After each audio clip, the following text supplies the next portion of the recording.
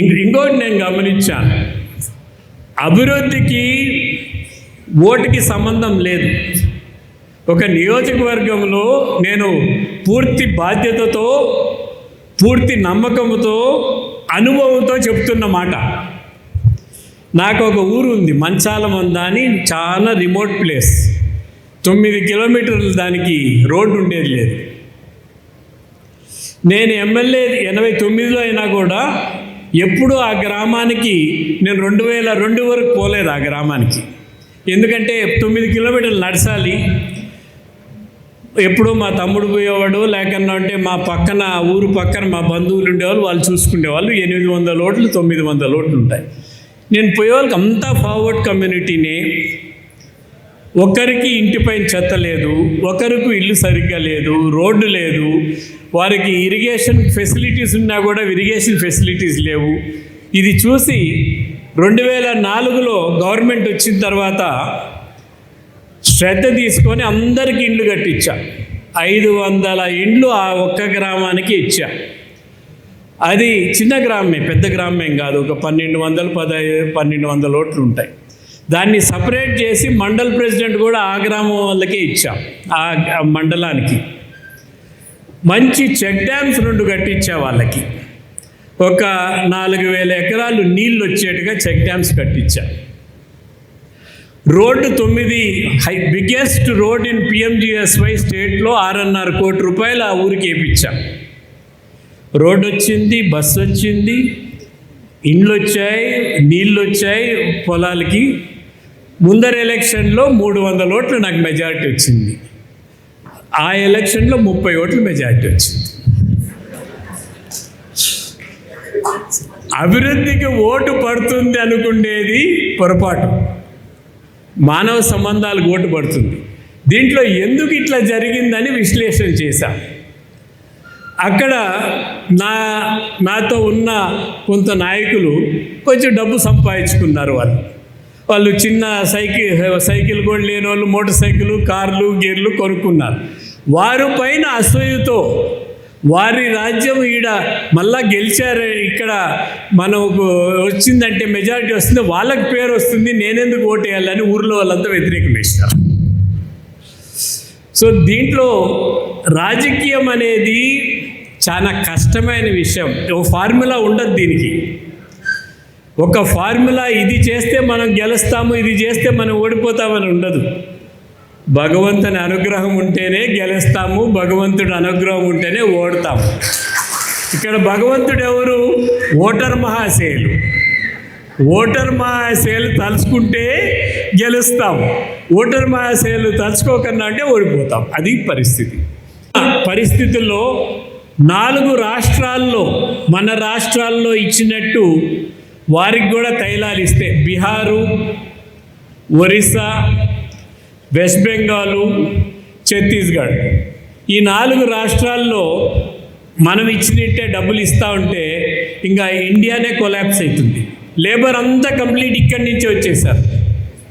పూర్తిగా గ్రామాల్లో కూడా వ్యవసాయ పనులకు కూడా బెంగాల్ నుంచో బీహార్ నుంచో వచ్చి పనిచేస్తున్నారు.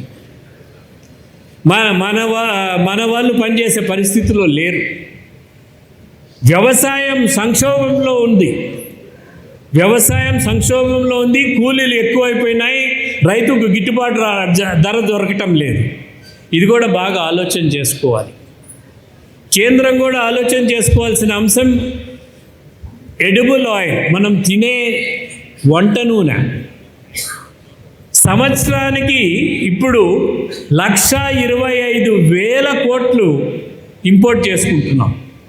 సంవత్సరానికి 1,25,000 కోట్లు మన దేశంలో పండించలేమా? రైతుకు గిట్టుబాటు ధర ఇస్తే ఎందుకు పండించలేరు మన రైతుకు? ముందరే ధర ఫిక్స్ చేసి, మీరు వేరుశనగ అయితే ఇంత రేటు ఇస్తాం, మీరు ఖచ్చితంగా చేయండి అంటే ఖచ్చితంగా చేయగలుగుతారు. ఒక కమిట్మెంట్తో ముందరకు పోతే చాలా మార్పులు తీసుకొని రావాల్సిన అవసరం ఉంది. మొన్ననే ప్రధానమంత్రి గారు గోల్డ్ కొనొద్దని చెప్పారు. ఎందుకంటే మన డాలర్ ఎక్స్పెండిచర్ ఎక్కువైతా ఉంది. పెట్రోలియం ప్రోడక్ట్స్ మనం వేరే వాళ్ళపైన డిపెండ్ అవుతున్నాం. ఎడిబుల్ ఆయిల్, పల్సెస్ బ్యాడ్లు కూడా మనం ఇంపోర్ట్ చేసుకుంటే మన పరిస్థితి ఏమిటి? మనం అగ్రికల్చర్ కంట్రీ అని ఎట్లా చెప్పుకోగలుగుతాం? కంది బ్యాడ్లు, కందిపప్పు, కంది బ్యాడ్లు, సోయాబీను, కార్న్ కూడా ఇంపోర్ట్ చేసుకుంటున్నాం. సో ఇవన్నీ కూడా మన రైతులకు ప్రోత్సాహం ఇచ్చి మంచి ధర ఇచ్చి వారికి ముందర తీసుకొని రాగలిగితే మంచి ఫలితాలు వస్తాయి. నేను కొన్ని మౌలిక అంశాలు తీసుకొని రావటం జరిగింది మీ ముందరికి. ఆలోచన చేయండి. ఏ విధంగా రాజకీయాలు ఉండాలో సమాజమే దాన్ని మార్చాల్సిన అవసరం ఖచ్చితంగా. ఇప్పటికీ కొన్ని రాష్ట్రాల్లో, మధ్యప్రదేశ్ కానీ, కేరళ కానీ, వెస్ట్ బెంగాల్ కానీ, కేరళలో అయితే 5-6 లక్షలు అవుతుంది ఎలక్షన్కి, అంతే ఇప్పటికి కూడా. మధ్యప్రదేశ్ ఆ ప్రాంతంలో 25-30 లక్షలు అవుతా ఉంది. బెంగాల్లో కూడా అంతే తక్కువ.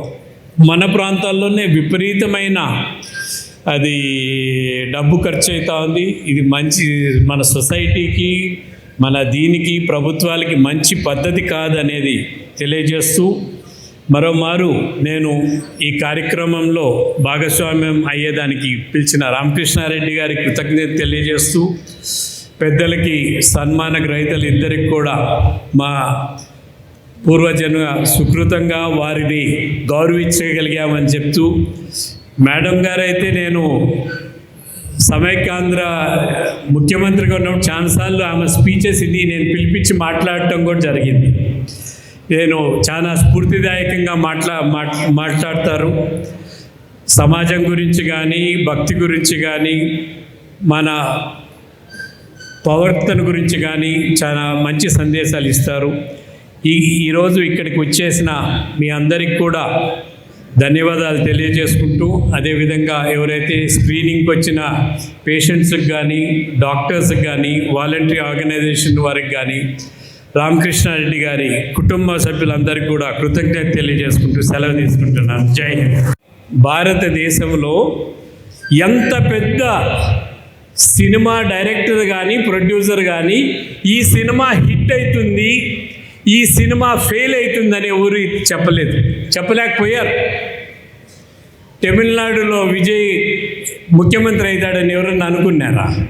ఎవరు కూడా 10 సీట్లు ఇలా ఆయన ముఖ్యమంత్రి అయిపోయినారు. ఎందుకంటే ఓటర్ మహాశైలు ఆయన్ని ముఖ్యమంత్రిగా చూడాలనుకున్నారు. ఈ 2 ద్రవిడియన్ పార్టీలు వద్దనుకున్నారు కాబట్టి ఆయన ముఖ్యమంత్రి అయ్యాడు. ప్రజాసేవలో ఉన్నప్పుడు చిత్తశుద్ధిగా పనిచేసేదే ముఖ్య మనం కార్యక్రమంగా పెట్టుకోవాలి. మనం వాస్తవం చెప్దాం. ప్రజలు నమ్మితే నమ్మనియండి, లేకన్నా అంటే పర్వాలేదు. కానీ అసత్యాలతోనే రాజకీయం చేయాలంటే టెంపరీగా ఉపయోగపడవచ్చు.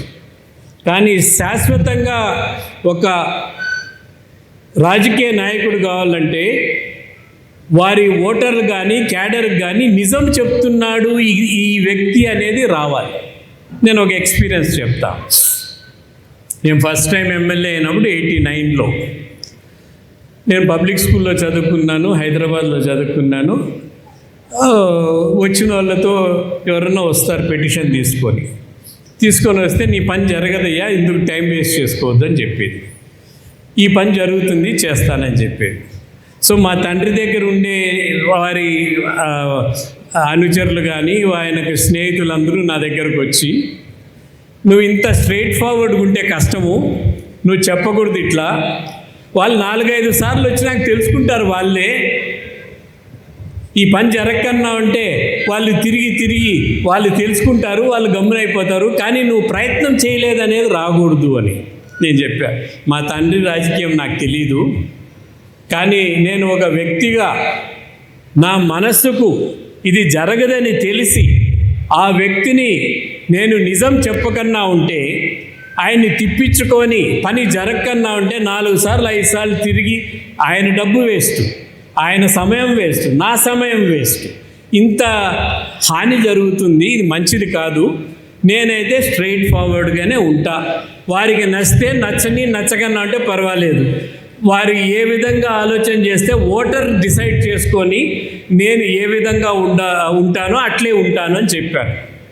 ఈరోజు నా నియోజకవర్గంలో ఎవరన్నా వచ్చి అడిగినారంటే పని జరుగుతుందంటే అన్న చెప్పాడంటే జరిగిపోతుంది అంటారు, లేకన్నా అంటే జరగదని చెప్పేస్తారు. స్ట్రైట్ ఫార్వర్డ్గా ఉండాల్సింది రాజకీయ నాయకులు ఖచ్చితంగా నేర్చుకోవాలి. అసత్యాలు చెప్పకూడదు.